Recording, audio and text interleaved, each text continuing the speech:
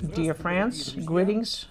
Happy to see you here again at this podcast on the International People's Unity Club. Not what we say, face to face with Alexander Kazakov. Myself is Alexander Kazakov.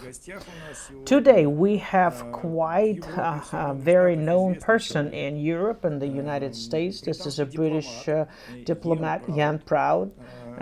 He, in his career, worked with 5 years at the embassy, Great Britain embassy in Moscow. He was a member of His Majesty's Diplomatic Service. He's the author of the book Unsuccess in the Moscow. That's, he wasn't speaking about himself. It's how diplomacy failed in Russia from Great Britain, which I agree with what he said in his book, Mr. Proude. I'm very happy to see you here. Thank you very much for your time. Thank you for the invitation. Mr. Proude, today I would like to talk today about the state of international system at today's time. After dozens of years of earthquakes, political-wise, right?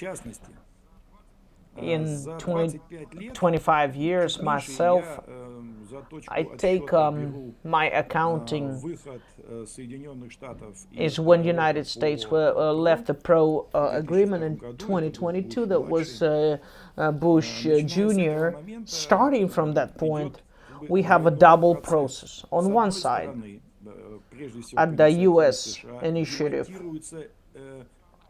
institutional basis is being demolished. International security that was laid as a foundation also being demolished. On the other hand, we have a live and a very bright, well, probably way too bright process when Western diplomats demonstrate that such institute as international law doesn't exist anymore. If earlier we could have understand it coming out of the behavior, right? What people did. Now American diplomacy, they just, represented by Donald Trump as a president, they speak it out loud. I think what he said was very important, and it's not just a joke. So what we see in the end, that international system has been broken. This is what I see, my diagnosis, right? That's my conclusion. Correct me if I'm wrong, or let me know your opinion. I would like to add one more thing. The United States are today de facto coming out from the universal system of the international law. They are closing the door with their actions, because if United States are coming out from that system, then there is no system, because originally a root cause, it was created for the balance of two major superstates at that time.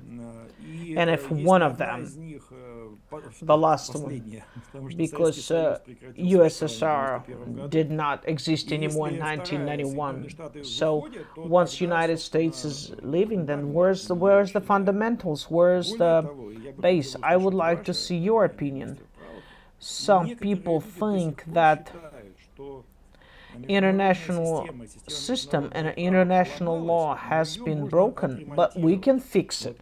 I think we can't fix it, because you can build it, you can break it, but fix it, not sure. I would like to hear your point of view about the system, the international law, and international politics as a whole.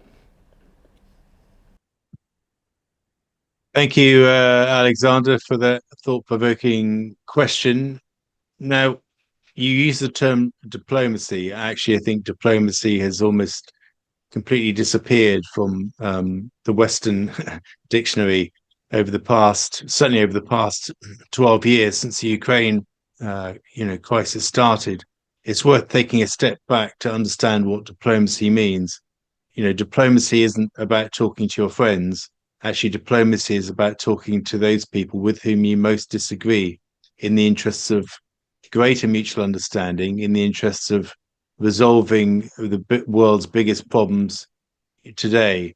When you depart from diplomacy, what you effectively end up in a situation that one side tries to dictate conditions on another side, and that may have emerged as a consequence of the end of the Cold War, with the collapse of the Soviet Union, when what people are increasingly calling the unipolar moment, when for a period of about 2 decades, the USA was the sole hegemon, in the world. This is before China's, rise to status. This is during that initial period where Russia was going through extreme economic difficulties in that first 9 year period following the collapse of the Soviet Union. There was that period of time when the US was dominant. And we're still living in the legacy of that time, of course. The US still sees itself as a dominant power. It's trying to reframe the debate about what international rules mean, and moving towards a doctrine in which it controls a certain part of the world and it tries to coexist or not coexist with great powers in other parts of the world. And in that, I mean specifically China and Russia, of course, as Europe, through its own choices, is increasingly kind of weakening itself, as a geopolitical actor, if indeed it ever has been a geopolitical actor, and I personally don't think that it ever has. If you take it back to the international system, well, that system was the United Nations Charter, which was signed in San Francisco in 1945. And the purpose of that charter was not actually to create a utopian world.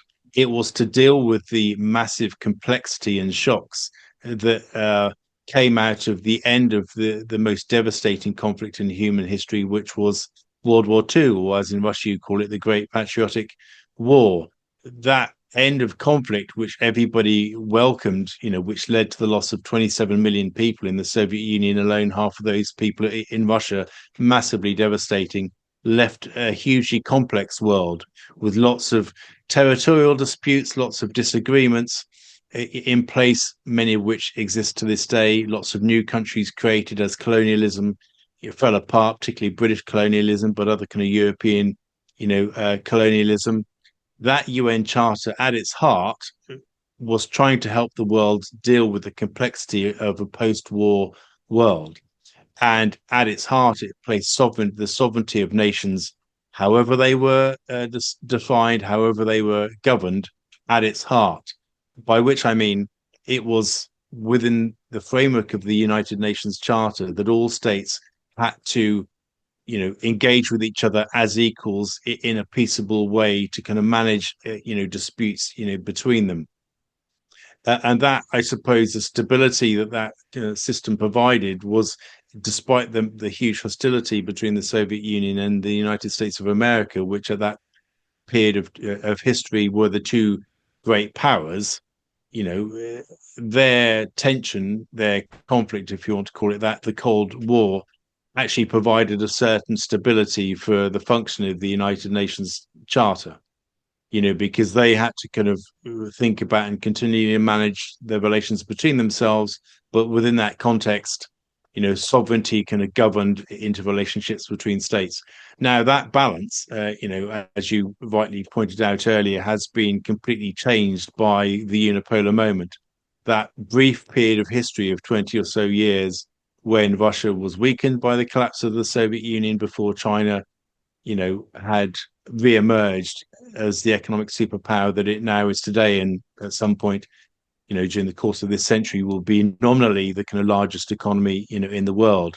We're now entering an extremely turbulent period of time in which the unipolar moment has almost made people forget about, the purpose of the United Nations Charter, and we need to think about an alternative to that, rather than this, what the Europeans and actually the Americans, less so under Trump, but certainly under kind of Biden and his predecessors, spoke about as a rules-based international order, which what they actually meant, in saying these words, was our rules imposed on other states. Well, that kind of domination, that hegemony, no longer exists, or if it does exist, it is starting to kind of fade into the background, and we need to think about new alternatives.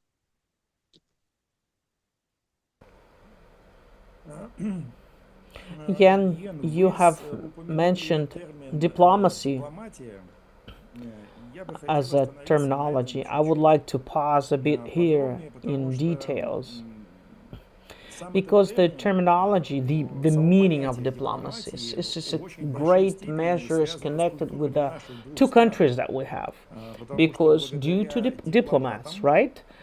In 19th century, we had formed in a framework of the Vienna Congress, we had formed understanding of the diplomacy, what we call today classical diplomacy, when diplomats, and I would not agree at this point, but the diplomats could talk to each other even during the war.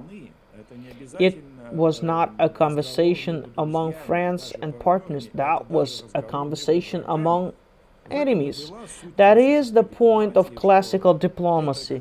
It's a completely separated direction, and all sovereign countries were interested, highly interested, in keeping diplomats separated. Hey, we're fighting over here on the field, but no, right here on the next field we have diplomacy. And the diplomacy had its own tongue, own language, rules, terms. We understand it here in Russia as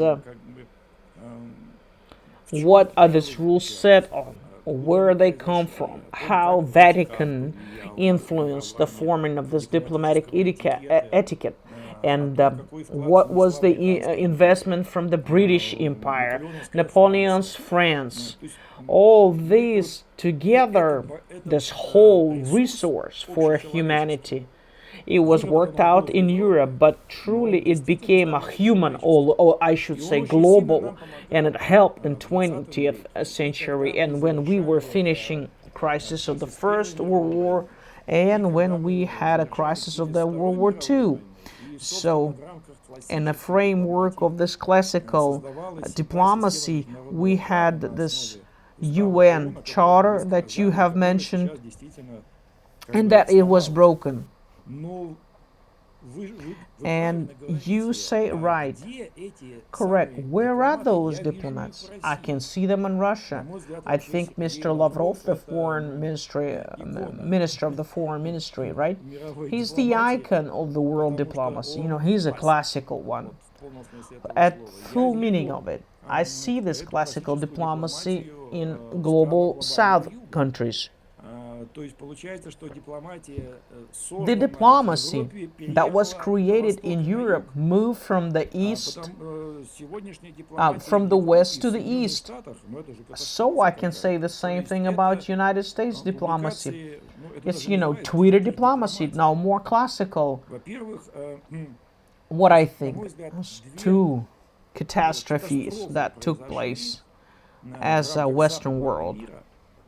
First, they have lost the language because diplomats, the rule number one, they keep their tongue shut the way they speak. And now they are fighting open online.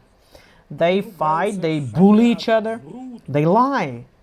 So I can't anywhere put it close to the diplomacy, their behavior. And the principle that was number one, that was taken out, that is diplomacy behind the closed doors. Western civilization is heading to diplomacy into online format, like a reality show. It's impossible. It's impossible as a principle, because to have agreements on complicated questions, you can do it only behind closed doors. And only after that you open the doors and you speak it out. But now they discuss it on Twitter. So why is it impossible? Because diplomacy in online format, if the position of the sides of the parties has been declared in public, everybody tunes in into this discussion. All global mainstreams, mass media, and they they influence. So there is no diplomacy in like online reality show. So those two principles in Western diplomacy that are lost, that I think, I'm just curious, can we restore?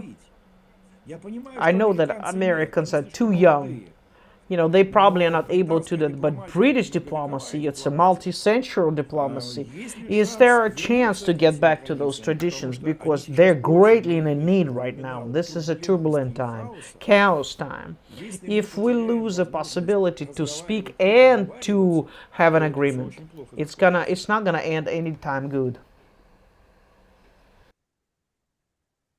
Yeah, I agree with you. We need to get back to traditional classic diplomacy. And in fact, the United Nations Charter provides, if you like, the foundations for that diplomacy to take place, because at its heart is the concept of sovereignty. And if you accept the concept of sovereignty, then you have to accept the resolution of disagreements through diplomatic means, where, as you say, behind closed doors, difficult conversations take place and mutual understanding is forged and some sort of deals are reached. And that is the very basis of classic diplomacy, and the United Nations Charter allows for that. And possibly during the unipolar moment, we've forgotten about that because we've seen diplomacy as a way to dictate to other countries our demands.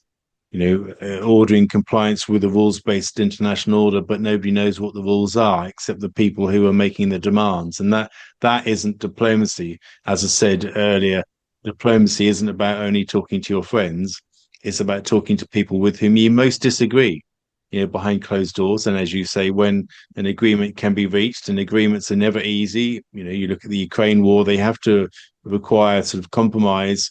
In the process, then you can talk publicly about that agreement. Now, you talk about Twitter diplomacy. I actually think the term Twitter diplomacy is an oxymoron. And the reason I say that is because I can chart, the modern history of Twitter diplomacy, if you want to call it that. I personally don't really like the term, but I understand why people use it. You're right that too many diplomats spend too much time on Twitter, talking about, well, Putin's bad, Xi is terrible, and we're right, and you're wrong. That isn't diplomacy. It isn't diplomacy because, as you say, it's actually in a public domain and everybody's engaging with it, the mainstream media and the alternative media, and everybody else. But actually, the biggest reason why it isn't diplomacy is that it isn't actually aimed at the person with whom we should be talking. If we really believe that Putin's a dreadful person, then we should be behind closed doors having dialogue with President Putin about why we believe that's the case, and he will no doubt tell us why he thinks we're terrible people. But these conversations happen in private, rather than as insults on the Twitter sphere. And the second reason is that, of course, you know, well, people like Putin and Xi Jinping, I mean, they're not the target for these messages anyway. In insulting world leaders on X, actually, we're talking to people who largely agree with us. We're talking to our own people. So it isn't diplomacy at all. All it is an echo chamber in which, we talk to people about issues, that we know they already agree on, and try and find more people who agree with those issues. So it isn't diplomacy at all. And that's why I believe that actually Twitter diplomacy is a completely fake term. Twitter diplomacy is talking to your friends and insulting the people with whom you most need to talk. That isn't diplomacy.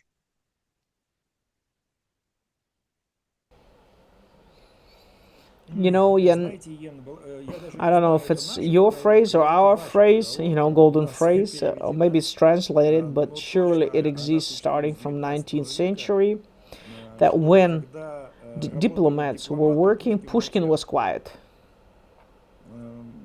That's what we say. It's a very famous phrase here in Russia, and in that meaning, I want to be concentrated not on the conversation with friends and partners, but more of a conversation with enemies that are maybe people at the other side of the barricade. Well, looks like nobody can talk, nobody can solve. Only the diplomats can. Militant people, war people, they don't talk, they fight, they shoot. And this is why diplomats are standing separately. But they can talk, but only with the closed doors, because there would be any betrayal. And This was the special status of diplomats for many, many centuries. You know, they had a special status, right? Protection status. And this is why it's not just a couple of centuries. It's starting from the Roman Empire. Even barbarians, they followed that code. You know, don't touch the ambassador. So because we need to finish the war. I think that if diplomacy, this real, true diplomacy, does not work, you can't finish the war. You can maybe take out your opponent, and to speak about take out or destroy your opponent in a nuclear epoch, it's impossible. It's just too many circumstances. Again, I want to discuss that with you and ask you a question. Then the educational system in Great Britain, Ministry of Foreign Affairs in France, Germany, and others, is there a chance to restore this diplomacy, get back to those samples, to those examples that we had? The Austrian diplomacy school was outstanding, coming from the dukes. Or we're gonna come up with something new, a new strategy. I quite not have clearly the picture as of today. Right now, everybody's fighting, arguing, threatening, bullying each other. That means the war keeps going on.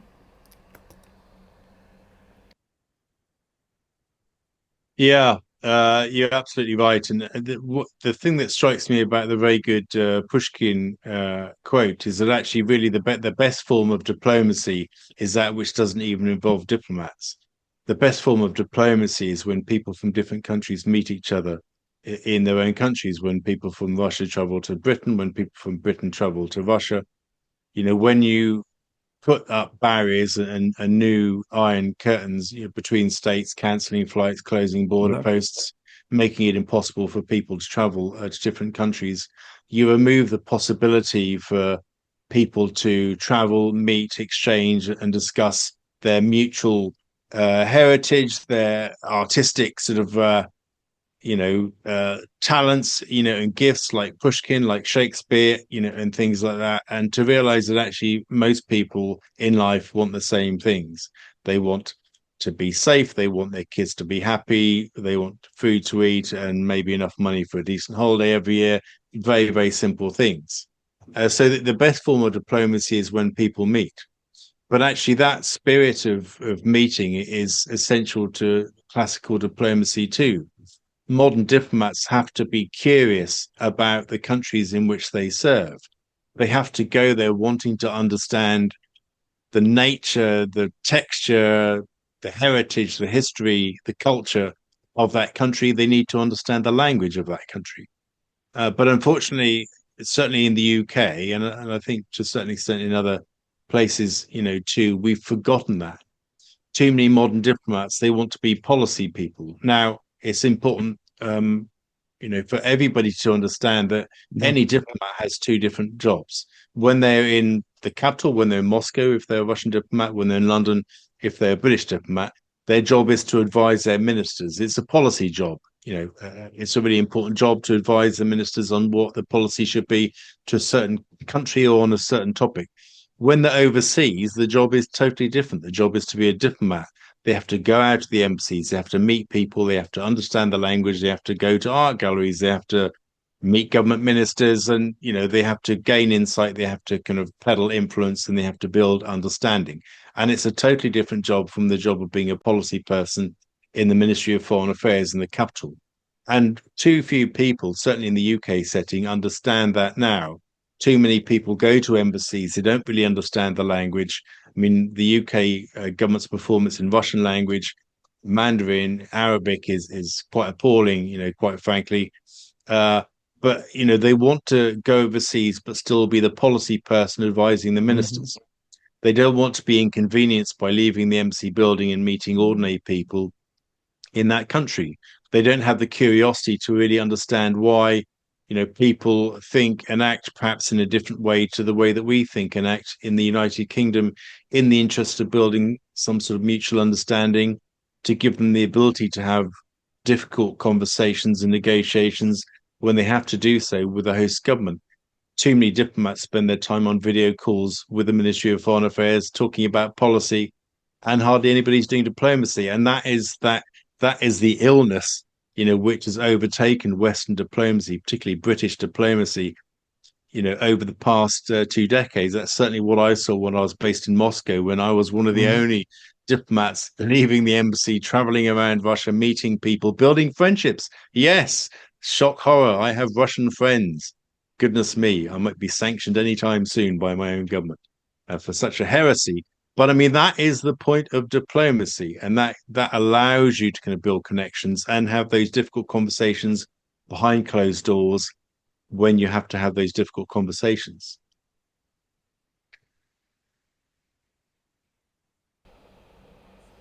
And today we see that diplomats in Europe, they refuse from diplomacy as a whole and disqualify themselves because 4 years out of all European capitals, most of European foreign affairs ministries, we hear the same order.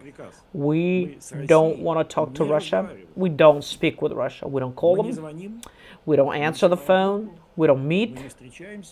There's a wall between us. Then why do they get their salary for if they don't want to be diplomats? What are they paid for? Well, indeed, that's a very good question. Maybe they should give their pay back. I mean, would be my suggestion. But you're right. I mean, you look at people like Kaya Kallas, who is always or often described in the Western mainstream media as Europe's top diplomat. Well, she's not top, and she isn't a diplomat because a diplomat would actually recognize the devastation of the war in Ukraine, understand that the West isn't winning, that war, and Ukraine most certainly isn't winning that war. See that Russia, because of its size, because of its economic advantages and military advantages over Ukraine, is in a stronger strategic position. Understand that actually dialogue with Russia was essential to bringing the war in Ukraine to an end. To actually then stand up and say, well, we will refuse to talk to Russia until Russia unconditionally offers a ceasefire when Russia is in the strategically more advantageous position, is clearly nonsense. But this is what Europe's so-called top diplomat says, and the Europeans tie themselves up in knots for months about, well, should we talk to President Putin? And if we do talk to President Putin, who should talk to President Putin? Who should talk to President Putin? And they have these lengthy conversations that never really seem to reach any conclusion. And so no conversation with President Putin takes place. And to add to that, the British government says, well, even if the Europeans eventually do decide to talk to President Putin, we still won't talk to President Putin. Well, I mean, that gives us no possibility to end the war in Ukraine. And what that means, certainly since President Trump has come to power, is that now the US is again governing, how any settlement to the war in Ukraine takes place. And the Europeans are left completely outside of the meeting room by their own choice, and will not be able to shape the final solution because of their refusal to engage in diplomacy. It is a quite remarkable, bizarre, and ineffective and deeply worrying position for us, Europeans to be in, that our future is governed by Donald Trump, rather than our own leaders and diplomats. It's a great sadness to me that we've ended up in this position when all we needed to do was recognize the strategic balance of power, our stake in it, and that actually diplomacy was the only way out of this war. But we still can't see that today is really quite shocking.